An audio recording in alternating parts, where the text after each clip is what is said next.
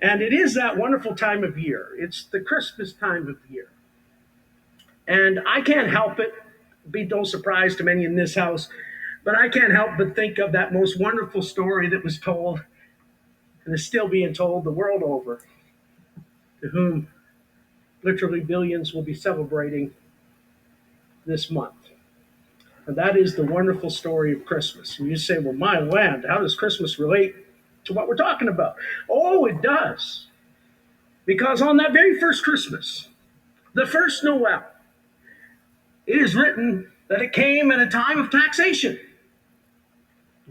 It was a heavy, burdensome time of taxation, and therefore they had to do a census to find out exactly what their population was in that region so they could collect more taxes. So the census was rendered, and everyone was to return to their place of origin or birth. And so a young man by the name of Joseph, who had taken a young, beautiful lady by the name of Mary to be his wife, he had to make the journey to Bethlehem.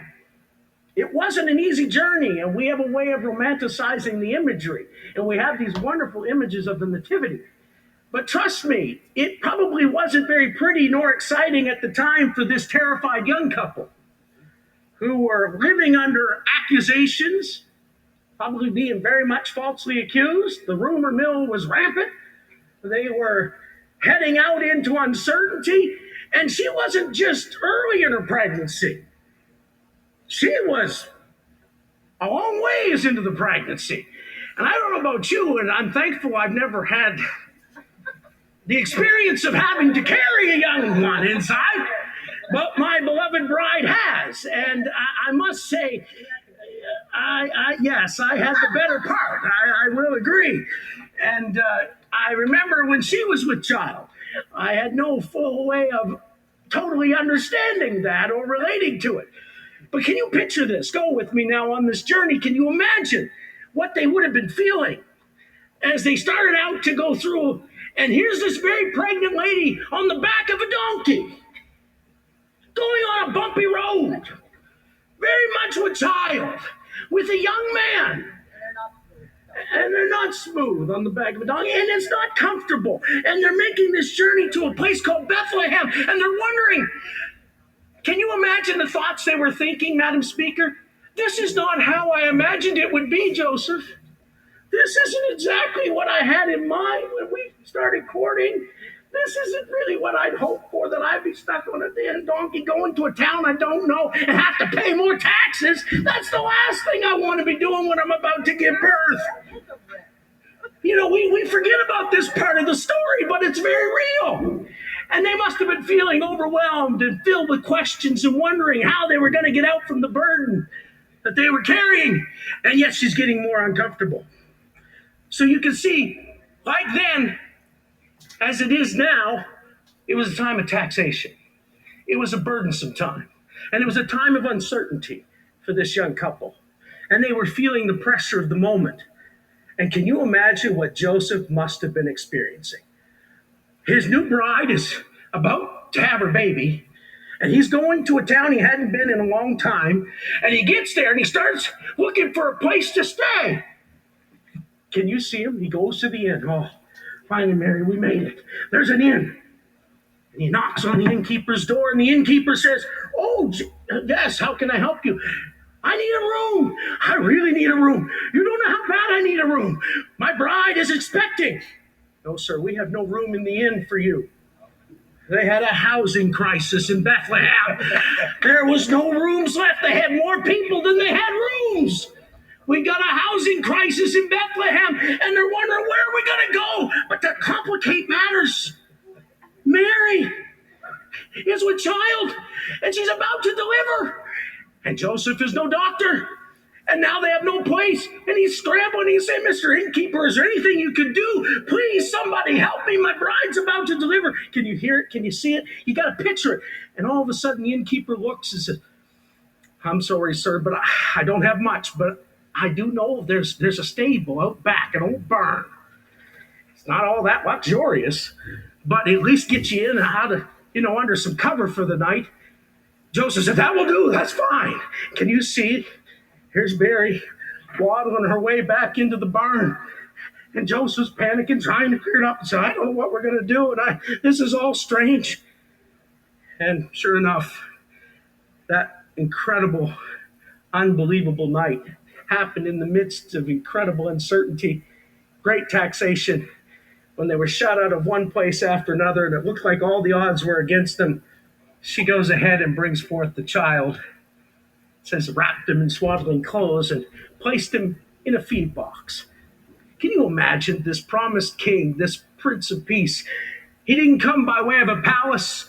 He wasn't escorted by a private jet. He didn't come in a Maserati.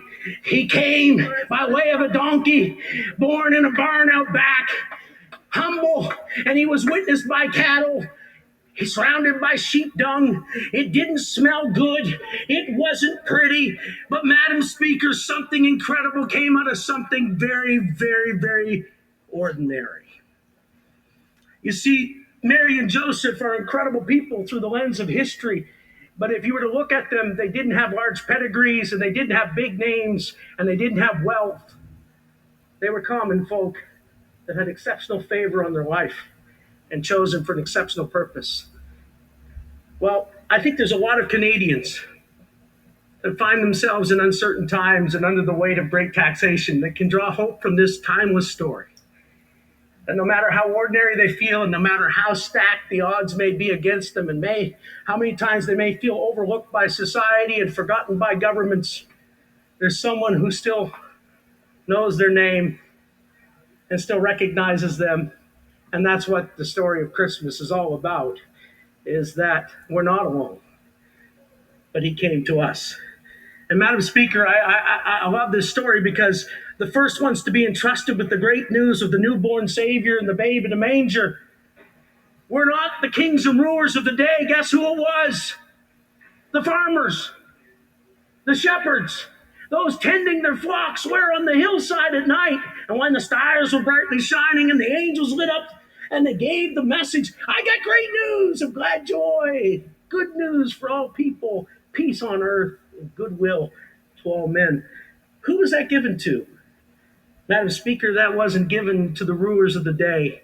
That news was entrusted to the common folks, the forgotten ones, the sheep herders, the farmers on the hillside. And I think that relates to us as parliamentarians.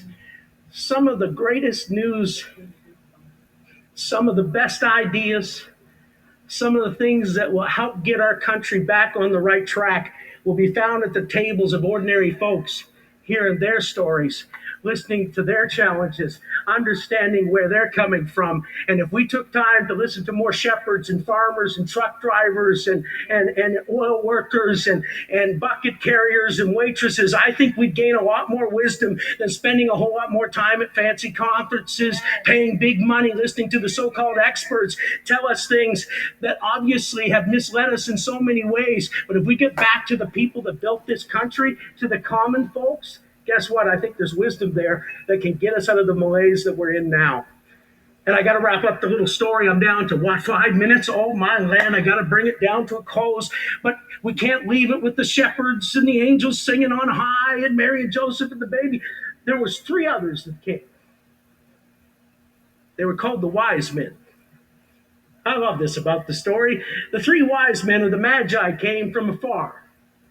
Because wise people know and recognize sometimes you got to go a long ways to find the truth in life.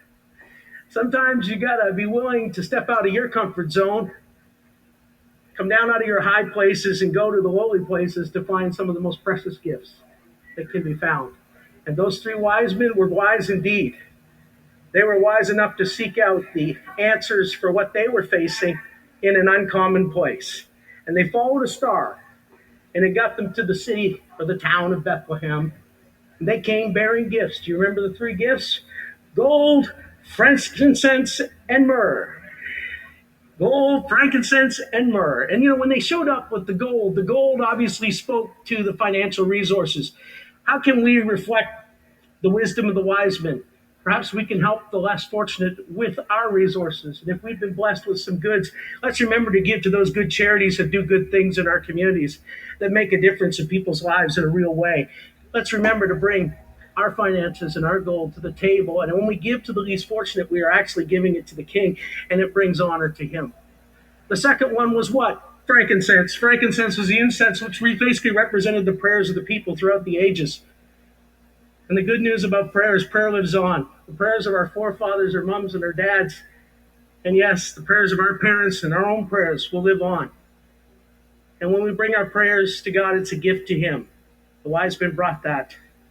And there's prayers for peace that are going on right now all over the world, looking for peace. This time of year, when we remember there's a promise of peace that's offered to us. And we can give that to you. And we can give that to others. And the last one that they brought was myrrh. What was myrrh symbolic of? Myrrh was the ointment that they brought to heal wounds. It represented brokenness. It's amazing about this king, who's different than other kings. The greatest gift that we can honor him with is our vulnerabilities and our brokenness. And I think there's a lot of Canadians and a lot of people throughout our world that are hurting right now. And Christmas can be a time of a lot of mixed things, filled with a lot of joy. But for those who've recently lost loved ones, there's a lot of hurt and a lot of pain, a lot of questions.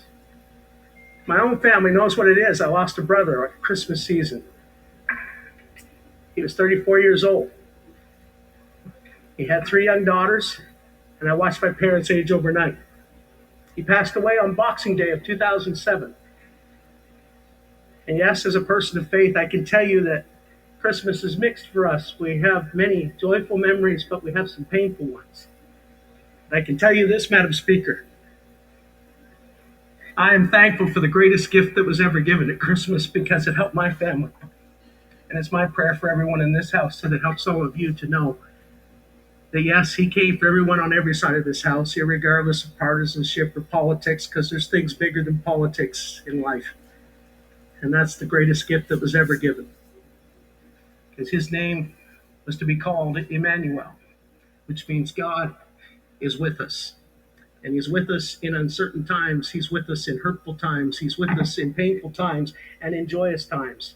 And he promised to never leave us. So, Madam Speaker, with that, I conclude that my wish for this house and for everyone in Canada that maybe perhaps is hurting right now, may he be your Emmanuel, your God, who is with you and with us. Thank you. And Merry Christmas to you and your families.